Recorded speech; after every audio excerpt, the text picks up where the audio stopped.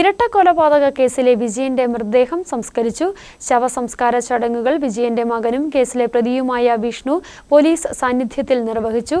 കട്ടപ്പന പൊതുശ്മശാനത്തിൽ ചടങ്ങുകളോടെയായിരുന്നു സംസ്കാരം നടന്നത്. 2023 ഓഗസ്റ്റിലാണ് വിജയൻ കൊല്ലപ്പെട്ടത്. സാമ്പത്തിക ഇടപാടിനെ ചൊല്ലിയുള്ള വാക്കുതർക്കത്തിനൊടുവിൽ വിജയനെ മുഖ്യപ്രതി കട്ടപ്പന പുത്തൻപുരയ്ക്കൽ PR നിതീഷ് ചുറ്റിക കൊണ്ട് തലക്കടിച്ച് കൊലപ്പെടുത്തുകയായിരുന്നു. തുടർന്ന് മൃതദേഹം വീടിന്റെ തറ പൊളിച്ച് മറവ് ചെയ്തു. വാടക വീട്ടിൽ നിന്ന് പുറത്തെടുത്ത നെല്ലിപ്പള്ളിൽ വിജയന്റെ അസ്ഥികൾ കട്ടപ്പന ശാന്തിതീരം പൊതുശ്മശാനത്തിൽ സംസ്കരിച്ചു. കേസിലെ പ്രതിയും വിജയന്റെ മകനുമായ വിഷ്ണുവാണ് സംസ്കാര ചടങ്ങുകൾ നടത്തിയത്.